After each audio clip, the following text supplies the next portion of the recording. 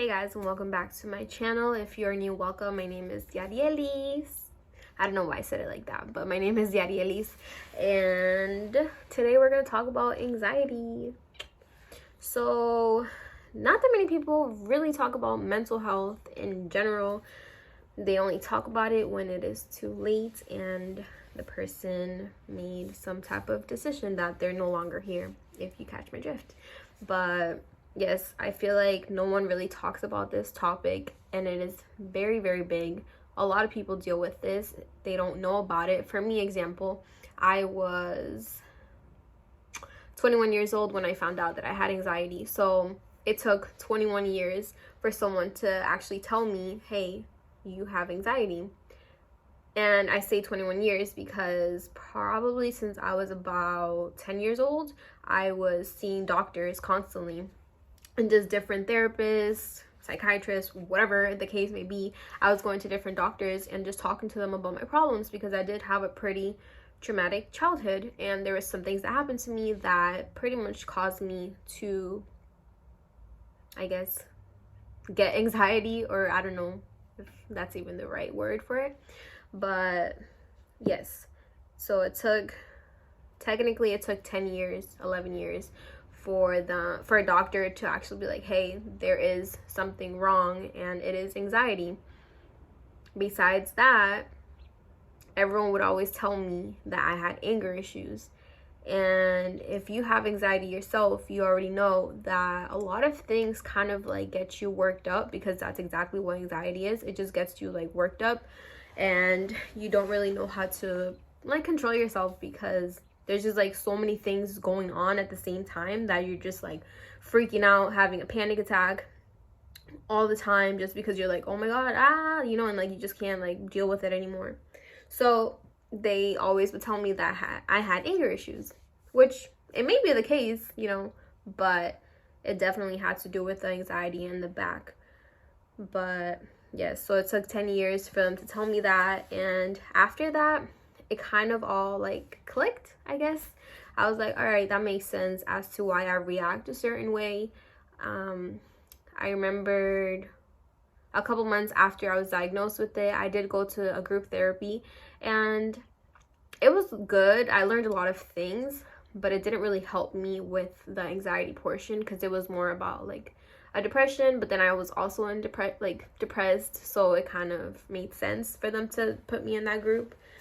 But it was kind of cool just listening to other people's stories and just seeing how they cope with things, and just listening to all these different like coping mechanisms. And it was honestly very interesting to be in that group. So I recommend, if you do have the opportunity to joining some type of group therapy, go for it. I definitely need to do it again. It was really nice experience. And anyways, besides the point, I remembered I used to have a lot of panic attacks in my sleep. I'm not sure why, but maybe one day I'll figure out why. I actually recently just had a panic attack on the plane. So I was kind of like asleep, but I was awake at the same time. And what do you think about when you go on a plane every time? Or at least maybe it's just me because of anxiety. But if you have anxiety and you go on a plane, what do you think about? A little pause to be dramatic. But no, for me, at least when I go on planes, I didn't think about this before, but now I do. I closed my eyes, right? I was falling asleep. So I wasn't fully asleep, I was like falling asleep. And for some reason I thought of, oh my god, what if this plane crashes and I just die, So that was just something that like a thought that just came through my mind, and I'm like, why did I think of this? Because now I'm like starting to freak out, and I'm like, what the heck? And I was sitting in the aisle seat. There was no one next to me, so it was kind of good. I like got up, I walked around a little bit. I was like, okay, calm down, Yarielis, like calm down.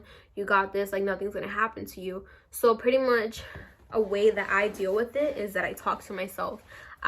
Whenever I'm going through some type of like panic attack because of the anxiety, I talk to myself a lot. I go on walks, I listen to music. There's so many different ways to coping with yourself, and not every strategy is going to work for you. at all. There's still some that I'm trying to figure out, you know, but definitely walking, talking to yourself, which I love. This is why I love doing YouTube, just because I get to talk to someone. I'm clearly by myself in here, you know, so I get to talk to myself. Listening to music, singing, like sing your lungs out, like just yell in the car. Currently don't have a car right now because I just moved again, but besides the point, like just sing, just let it out, you know, cry. It is completely okay to cry.